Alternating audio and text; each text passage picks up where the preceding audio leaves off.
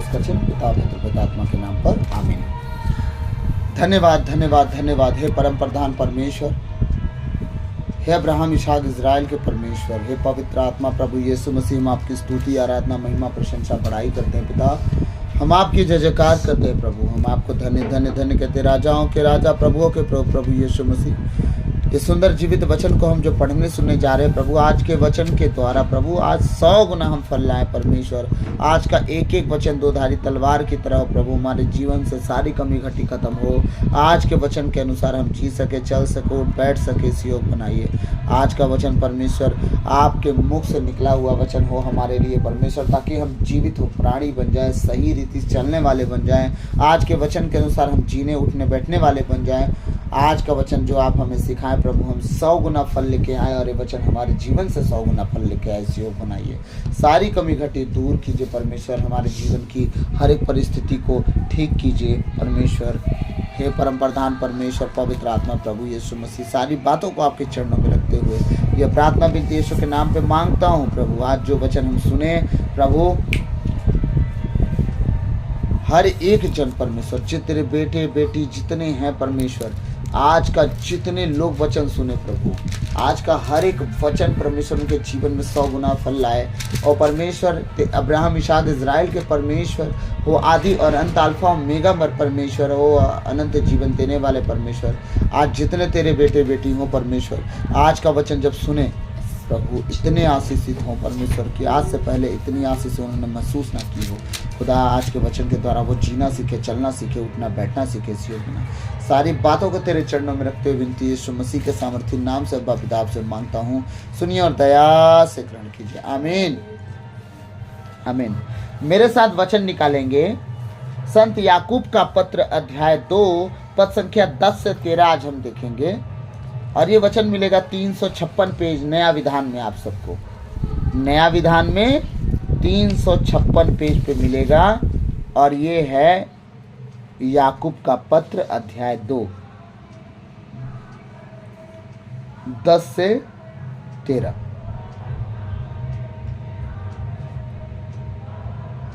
Hallelujah. तो मैं माफ़ी चाहूँगा अगर बाहर का साउंड आप लोग को सुनाई दे रहा होगा, तो मैं जहाँ पे रह रहा हूँ उसके जस्ट बगल में बहुत लंबा चौड़ा भजन कीर्तन हो रहा है।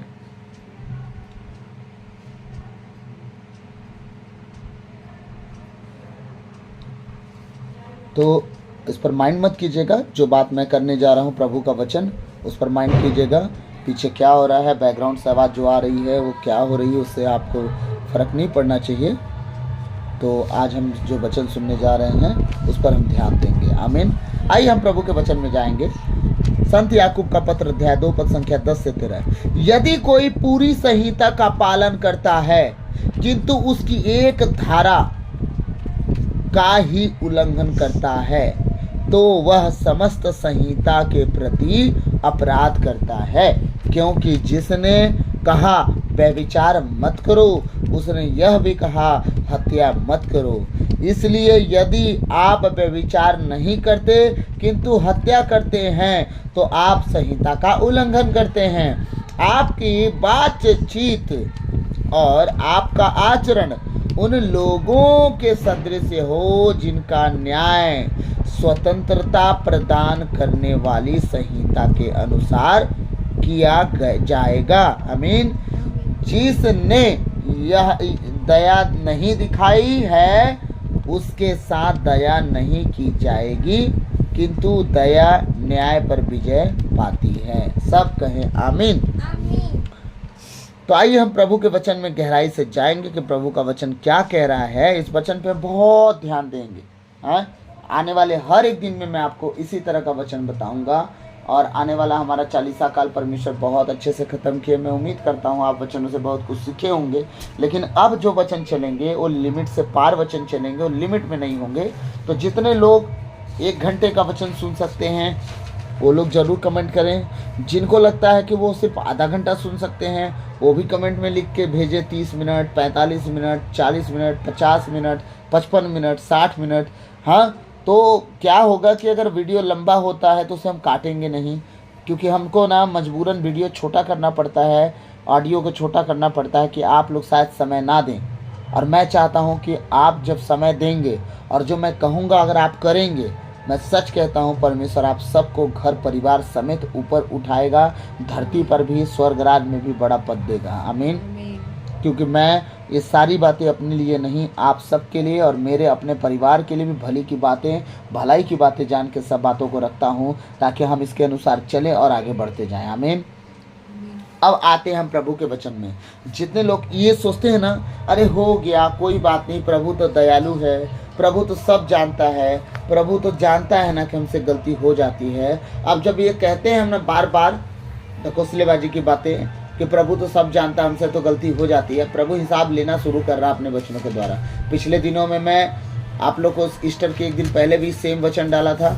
कल माफ़ी चाहूँगा वचन नहीं डाल पाया, क्योंकि हम लोग कल पूरे दिन प्रार्थना में थे और हम थोड़े थक भी गए थे, और इसीलिए मैं माफ़ी चाहूँगा कि मैं सुस्ती में वचन नहीं डाल पाया। पिछले दिनों में बहुत थका हारा वचन डाला हूँ। मुझे बाद में अफसोस भी होता है कभी कभी कि क्या पता मुझसे गलती तो नहीं हो गई, कुछ शब्द से ऐसे तो नहीं निकल गए जो मुझे नहीं बोलने थे, और मैं वचन कहाँ सुनूँ बोल के अपलोड हो जाता था। तो माफ़ी चाहूँगा अगर कोई भूल चूक हो गई होगी मुझसे तो माफ़ कीजिएगा। लेकिन अब कोशिश करूँगा बड़े होशो हवास में वचन डालने के लिए, कि मैं थोड़ा भी थक के वचन ना डालूँ। क्योंकि दिन भर दुआ प्रार्थना में जाने के बाद, उपवास प्रार्थना में रहने के बाद, जब शाम को हम थोड़ा रिलैक्स होते हैं और वचन के लिए हम बैठते थे, तो क्या होता था, मुझे झपकी आने लगती थी वचन के बीच में। मैं माफ़ी चाहूँगा आप सबसे कि आप लोग का कीमती समय अगर मेरी वजह से किसी भी रीति से थोड़ा बहुत अगर ख़राब हुआ होगा तो मुझे माफ़ कीजिएगा। लेकिन एक प्लस पॉइंट ज़रूर लीजिएगा कि अगर मैं वचन से कुछ सिखाया होगा तो उस सीख के कारण मेरी गलतियों को क्षमा कीजिएगा। मैं आप सब का आभारी रहूँगा इस बात को लेके।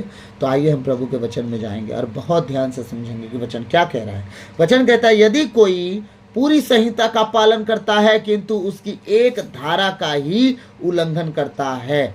वचन का कहना ये है कि आप पूरे बाइबल का पालन करने वाले व्यक्ति बन गए, पूरी बाइबल के संहिता का पालन करने वाले व्यक्ति बन गए। मैं उस दिन भी आपसे बोल रहा था बड़े बड़े प्रचारकों के विषय में हाँ, बड़े बड़े प्रचारकों के विषय में बात कर रहा था ना, कि चलती मीटिंग में जो मन में आ रहा है कर दे रहे, ठीक है। परमेश्वर ने ऐसा किया क्या? यीशु मसीह ने किसी को मारा क्या? समझिएगा मैं क्या कह रहा हूँ। यहाँ बड़े बड़े प्रचारकों का लेखा लिया जा रहा है इस वचन के द्वारा। क्या कहा जा रहा है? यदि कोई पूरी संहिता का पालन करता है किंतु उसकी एक धारा का ही उल्लंघन कर दे। एक धारा मीन्स एक कॉमा, एक डॉट, एक फुल स्टॉप, एक क्वेश्चन मार्क, एक धारा मान लीजिए इन लोगों को। लिखे वचन तो बहुत बड़े हो गए है ना। एक छोटा सा डॉट का भी अगर ये बंदा उल्लंघन करता है, परमेश्वर का वचन कहता है भैया तुम उसका भी लेखा दोगे, तुम माफ किए नहीं जाओगे। परमेश्वर का कहना यह है कि अगर एक देश में अगर पापी सदोम गोमोरा टाइप से पाप करे और उस देश में 3 धर्मी हो, एक कौन? नूह, दूसरा कौन? दानियल, तीसरा कौन? अय्यूब। अगर ये तीनों धर्मी हैं और इनका परिवार भी उसी देश में है, लेकिन पाप सदोम गोमोरा टाइप से अगर चल रहा है, तो अपनी धार्मिकता के कारण मात्र ये 3 बचेंगे, बाकी सब का काम तमाम हो जाएगा। लोट, उसकी दोनों बेटी, उसकी पत्नी सिर्फ बचाए गए, लेकिन बचने में 3 ही रहे। पत्नी नमक का खंभा बनी पीछे मुड़ने के चक्कर में। तो आज लोग पीछे मुड़ने के चक्कर में ज्यादा मार खा रहे हैं। आज लोग अपने उस जीवन को, जो हमारा प्रभु यीशु मसीह का धारा जीवन है, मैं अपने दिल की एक बात बताऊं, मेरे दिल में एक उमड़ रही है बात अभी मैं सिर्फ और सिर्फ अपने यीशु के साथ जीना चाहता हूँ, बस उसके वचन के साथ जीना चाहता हूँ। बस वो जो वचन कहता है ना, मेरे वचन से तू दाएं मुड़ना ना बाएं मुड़ना। मैं चाहता हूँ दुनिया रहे चाहे जाए, लेकिन हम जितने हैं प्रभु के लोग, हम सर्वोपरि हो के परमेश्वर के राज में एंटर करें। लेकिन कैसे? नौकर बन के नहीं, दास बन के नहीं, सेवक बन के नहीं, काम करने वाले कर्मचारी बन के नहीं, सोने की सड़क के झाड़ू पोछा करने वाले बन के नहीं, अधिकारी बन के। आमीन। राज पद योग्य धारण करके, ताकि जब परमेश्वर के राज में हमारी एंट्री हो तो हमारी एंट्री सबसे अलग हो, धमाकेदार एंट्री हो। जो लोग हमारे पहले आए थे, जो अगले थे, जो सामने प्रचार करने वाले लोग थे कलीसिया में, वो लोग अगले जो थे, हम जब जाएं तो हमें पीछे मिले हो, लेकिन जो हम पीछे छुप छुप के बैठा करते थे हम आगे मिले। ऐसा जीवन जी के जाना है। इसलिए मुझे कोई फर्क नहीं पड़ता मेरे विषय में कौन क्या बोलेगा। यीशु मसीह वचन कहता है वो गाली के बदले गाली नहीं दिया, अब क्या फर्क पड़ता है मुझे कौन क्या बोलेगा। मैं अपने यीशु मसीह से बढ़ के धर्मी हूँ? नहीं। मैं अपने यीशु मसीह से बढ़ के राजा का राजा बेटा हूँ? नहीं। मैं अपने यीशु मसीह से बढ़ के चिन्ह चमत्कार दिखा पाया? नहीं। अपने यीशु से बढ़ के मैं सेवा कर पाया? नहीं। किस बात का घमंड भैया, मुझे कोई कुछ बोल ही देगा तो। हाँ, वचन कहता है वो गाली के बदले गाली नहीं दिया, मतलब उसको गाली पड़ती थी सेवकाई के समय में, वो गाली के बदले गाली नहीं दिया। आज थोड़ी सी बात होती है लोगों का माइंड मेमोरी कितना बदल जाता है। हाँ, इरिटेट होने लगते हैं। पिछले दिनों में हमारे साथ भी थोड़ा कंट्रोवर्सी हुआ। हम इरिटेट नहीं हुए, हम दुखी हुए। हमने जो गलती नहीं किया हम पर बस थोपा जा रहा है। प्रभु यीशु मसीह सेवा करके गाली सुन रहे थे गैर जातियों से। हाँ, अपने विषय में बता के हम तो पूरी उन जातियों को बता रहे जो यीशु के लिए जीते हैं। हम यीशु के लिए जीने वाले को यीशु की बात बता के हम कंट्रोवर्सी में फंसे हैं, है ना। यहाँ पे थोड़ा लगता है ना दुख की बात हो गई। यीशु मसीह के साथ जो घट रहा था तो शास्त्री, फरीसी, यूनानी, यहूदी ये कहानी चल रही थी। हमारे साथ तो सीधे बात, हम इजरायली हैं बस, यीशु मसीह को मानने वाले। तो हम यीशु मसीह के विषय में बताने के लिए, आगे बढ़ाने के लिए हम कंट्रोवर्सी में फंसे, तो भी मैटर नहीं करता। हम दुखी थे, हम लड़ नहीं रहे थे किसी से, हम दुखी थे बस। हमारी गलती तो बताओ। तो ये सारी चीजें थी। अब हमारा जीवन क्या होना चाहिए बताइए? लड़ने वाला, कि शांति से बात हो सके तो कर लो। अगर आपको परीक्षा में पढ़े हो तो पास होने के लिए तैयारी भी कर लो। तो हम गए भी, पास भी हुए, तैयारी भी किए, सब आप एक्सप्लेन भी कर दिए, भैया हमने ऐसा नहीं किया, ठीक है। तो सब बात जब हम जान ही रहे हैं तो क्यों ना हम प्रभु के साथ प्रेम व्यवहार से बैठे, उसकी बातें सुने और इसके बाद अपने भाई बहनों को, माता पिताओं को, अपने बेटे बेटियों को प्रभु का संदेश सुनाएं, ताकि वो जिस तरह ये वचन कह रहा है उस तरह चलें। किस तरह कह रहा है वचन? यदि कोई पूरी संहिता का पालन करता है किंतु उसकी एक धारा का ही उल्लंघन करता है तो वह समस्त संहिता के प्रति अपराध करता है। लो, पूरे बाइबल के प्रति अपराधी हो गया। क्यों? तुम तो सब जान रहे थे, क्यों किए? अगर तुम नहीं जानते तो ये पाप भी नहीं लगता। जिस दिन संहिता लिखना शुरू हुआ था मूसा के द्वारा, परमेश्वर कहता अब पाप का लेखा लिया जाएगा, संहिता के अनुसार अब लिया जाएगा। पहले बिना संहिता के क्या होता था? डायरेक्ट इनकाउंटर, ठा, परमेश्वर पत्थरों से मार दो, परमेश्वर आग लगा दो, परमेश्वर सांपों को भेज रहा हूं, परमेश्वर महामारी के भेज रहा हूं, परमेश्वर क्या पत्थरों से इनका क्या बना दो, समाधि बना दो, खानदान सहित। हाँ, इनकाउंटर होता था, परमेश्वर डायरेक्ट करता था। लेकिन जब संहिता लिखने गया परमेश्वर, मूसा परमेश्वर के कहे अनुसार, तो संहिता के अनुसार उन्हें मौका मिलने लगा क्या करने के लिए? पश्चाताप करने के लिए। डायरेक्ट मार नहीं होती थी, पश्चाताप के लिए मौका देने लगा परमेश्वर। ये परमेश्वर है हमारा। हाँ, अब यहाँ कह रहा है कि तुम पूरी संहिता जान के एक छोटी सी धारा जैसी गलती भी अगर कर दिए तो तुम पूरी संहिता के खिलाफ तुम खड़े हो गए, इसके विरोध में तुम पाप कर दिए। आपको क्या कहा जा रहा है मालूम है? आपको इस वचन में जितना लिखा गया बस उतना करो, उससे ना आगे जाओ ना पीछे। अब देखिए क्या लिखा गया है। हमारा कल्चर, पूरी कल्चर बाइबल में लिखी गई है। उसके विषय में कैसे जीना है, कैसे चलना है, कैसे उठना है, कैसे बैठना है, तुम्हारा परिवार कैसा होना चाहिए, तुम्हारे बच्चे कैसे होने चाहिए, तुम अगर कैथोलिक कलीसिया के अध्यक्ष हो, तुम एल्डर हो, तुम प्रमुख हो, तुम चर्च के क्या बोलते हैं पंच हो, सब कुछ के विषय में लिखा गया है कि सेवक कैसा होना चाहिए, अगवा कैसा होना चाहिए, सब कुछ लिखा गया। आप ये नहीं कह सकते कि इस विषय में हमारे लिए नहीं लिखा गया तो हम अपनी मर्जी से चल रहे हैं। नो, ऐसा कुछ नहीं। अगर ऐसा होता तो मैं ना बचता। ऐसा अगर होता तो मैं परमेश्वर के साथ चल के फूक फूक कदम नहीं रखता। ऐसा ना होता तो मैं दूसरे बहन बेटियों को ताड़ते रहता जैसे पहले ताड़ता था। हाँ, ऐसा ना होता दूसरे चीज़ों का लालच करते रहता जैसे पहले करता था। काश मेरे पास भी होता बस। लेकिन अब सब चीज़ें व्यर्थ हो गई मेरे लिए। क्यों? क्योंकि मैं वचन को जाना, उसके अनुसार चलना सीखा। लेकिन ये वचन मेरे जीवन में लागू होते हैं किस तरह कि बेटा तू सुन, पूरी बाइबल के अनुसार तो चल ले, लेकिन ये गलती तेरे को नरक में ले जा सकती है। क्यों करूं फिर? पूरी बाइबल को जान के ये गलती क्यों करूं भाई? नहीं करूंगा गलती, जब मुझे पता है गलती है, क्यों करूंगा? आप अगर ना करो गलती, कोई करवा लेगा आपसे? नहीं करवाएगा। चलिए फिर छत से कूदिए, सब लोग अपने अपने छत पर चढ़िए, कूद जाइए। कोई कूदेगा? नहीं कूदेगा। जब आप कूद नहीं सकते तो छोटी से छोटी गलती कैसे कर दोगे? आपके मोबाइल में ब्लू फिल्म आने वाला है, फेसबुक क्यों चलाओगे आप मसीही हो, फेसबुक से आपका लेना देना क्या होना चाहिए? पोस्ट करना है, किसको दिखाना है आपको? सादा जीवन जी लीजिए। जब आपको दिख रहा है कि हाँ सीन अच्छा नहीं आ रहा है, आपको मन विचार में कूदने से पहले ही उसको हटा दो ना, स्क्रॉल कर दो, दूसरा देख लो। महाधर्मी आए तो भी मत देखो, जब जान रहे हो तुम्हारी आंखों पे तुम्हारा नियंत्रण नहीं है तो। अगर है नियंत्रण नहीं है तो मदद चाहते हो, प्रभु से बोलो, प्रभु बिना उलाहना के मदद करेंगे। आमीन। अब यहाँ प्रभु का वचन कह रहा है, यदि कोई पूरी संहिता का पालन करता है किंतु उसकी एक धारा का ही उल्लंघन करता है तो समस्त संहिता के प्रति अपराध करता है। हालेलुया। क्योंकि जिसने कहा, किसने कहा?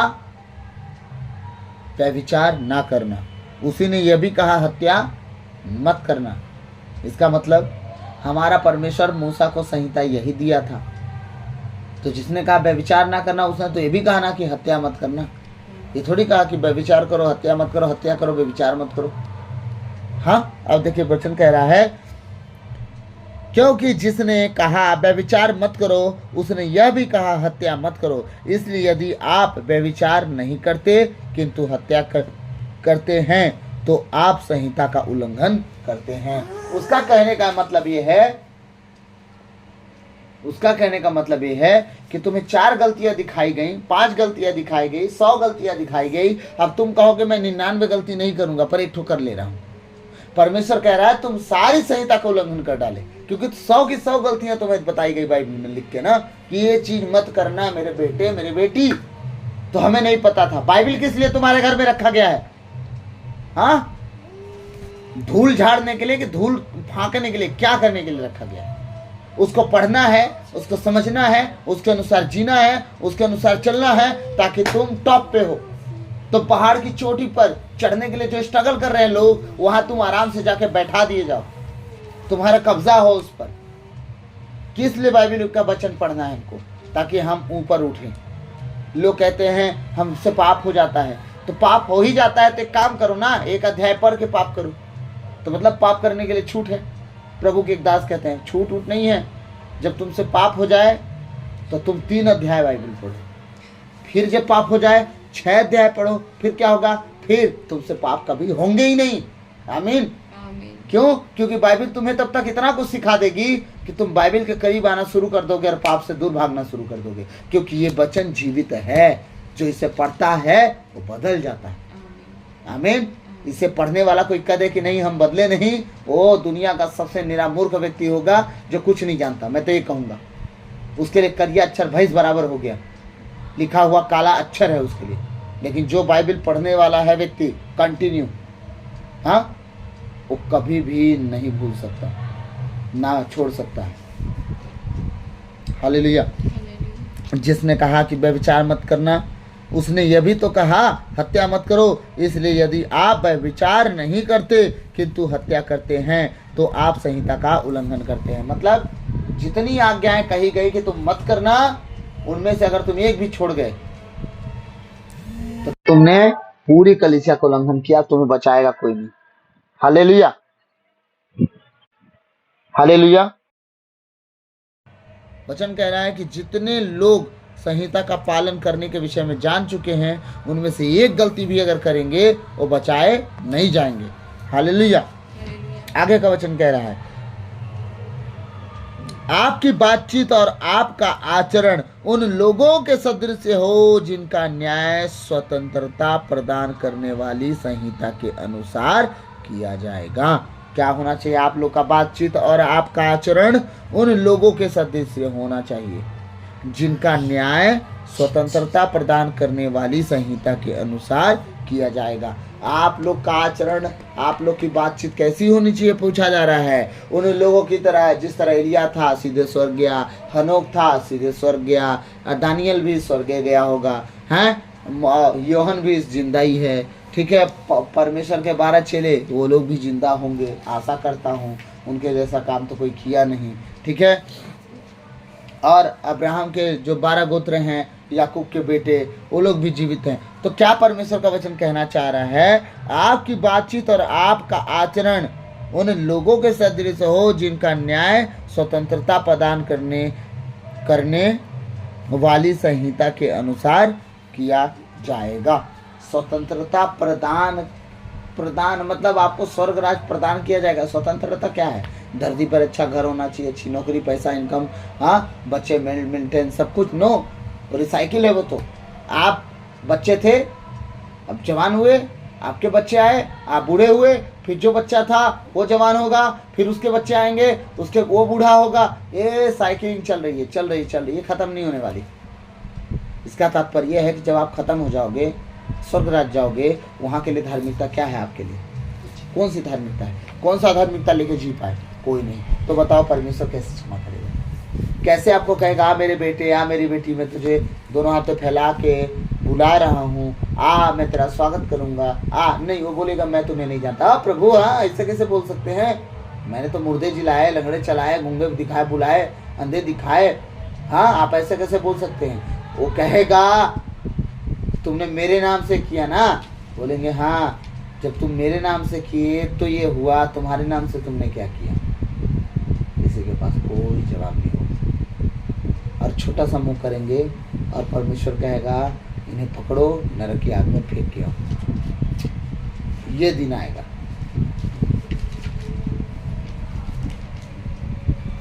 हालेलुया। प्रभु का वचन क्या कह रहा है?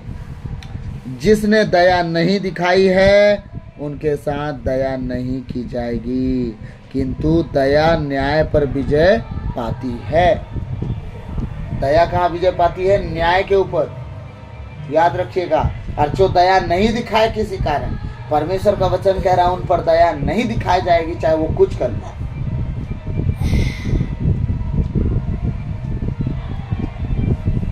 हालेलुया। दया उन पर नहीं दिखाई जाएगी जो दया नहीं दिखाते। किस बात पे दया? तुम किस बात पे दया दिखाए हो पहले ये देखो, और जिस बात पे तुम दया नहीं दिखाए पहले वो भी देखो। इसीलिए जिस बात पे तुम दया दिखाए हो तुम्हें दया दिखा मिलेगी, जिस बात पे तुमने दया नहीं दिखाई तुम्हें दया नहीं मिलेगी। क्यों? क्योंकि हम परमेश्वर के वारिस हैं। हमारा परमेश्वर हमें बीज बोना सिखाया है। जिस रीति में बीज बोएंगे उसी रीति में हमें फल भी मिलेगा। दया दिखाओगे, दया फल के अनुसार मिलेगा। दया नहीं दिखाओगे, दया फल के अनुसार नहीं मिलेगा, अंधेरे में ढकेल दिए जाओगे। हालेलुया। प्रभु का वचन कह रहा है, हम लास्ट वचन देखेंगे, जिसने दया नहीं दिखाई है उसके साथ दया नहीं की जाएगी, किंतु दया न्याय पर विजय पाती है। दया एक ऐसी चीज है, दया एक ऐसा, मतलब क्या बोलूं, कि एक बहुत बड़ा आशीष है दया। समझ लो कि अगर एक जज किसी को सजा सुना दे, अगर उसके ऊपर दया आ जाए तो कुछ दिन का उसका केस माफ कर सकता है। एक जज अगर किसी को फांसी का सजा सुना दे और उसके ऊपर दया आ जाए तो 10 साल के अंदर, 15 साल के अंदर उसका जमानत करवा सकता है, बेल रिहाई दे सकता है। ये कौन है? एक तरह का दया है। लेकिन आज लोग दया किसी और चीज़ को समझने लगे हैं। आज लोग दया अपने जीवन में सोचते हैं कि जो हमारी मदद कर दे, हमारा घर बना दे, हमारा पैसा बना दे, हमारी प्रॉपर्टी संभाल दे, हमारे लिए कर दे, दया उसको बोलते हैं। आप ऐसी गलती से मत करना, क्योंकि हमने देखा है कि लोग किस तरह भीख मांग के, बच्चों से कपड़े फटे चिथड़े पहना के, नंगे पैर जमीन पर भूंभूर खाते हुए, हाँ, गर्मी के महीना में भीख मांगते उन्हें देखा हूँ। अगर दया दिखानी तो वहाँ पे दिखाओ, खुद ब खुद परमेश्वर सेट कर देगा। आमीन। तो प्रभु आज के इन वचन के द्वारा हम सबको आशीष दे, सबको जय यीशु। आमीन। आइए हम छोटी प्रार्थना में जाएंगे। धन्यवाद धन्यवाद धन्यवाद हे पिता परमेश्वर पवित्र आत्मा, प्रभु यीशु मसीह, हम आपकी स्तुति आराधना महिमा प्रशंसा बड़ाई करते हैं। पिता आपकी जय जयकार करते हैं। प्रभु आप तो धन्य धन्य धन्य कहते, राजाओं के राजा, प्रभुओं के प्रभु, प्रभु यीशु मसीह।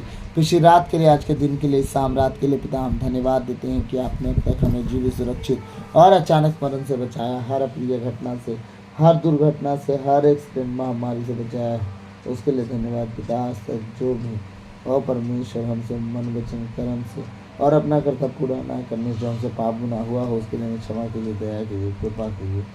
हमें दंड ना दीजिए, हमारे गुनाह अपराध क्षमा कीजिए, ताकि हम आपके अनुसार जीवन अलब्री खाता नमस्या हला होर यंदेर खेठे ले ले बोर यार यत्ते ने निमोश हला हंदेर।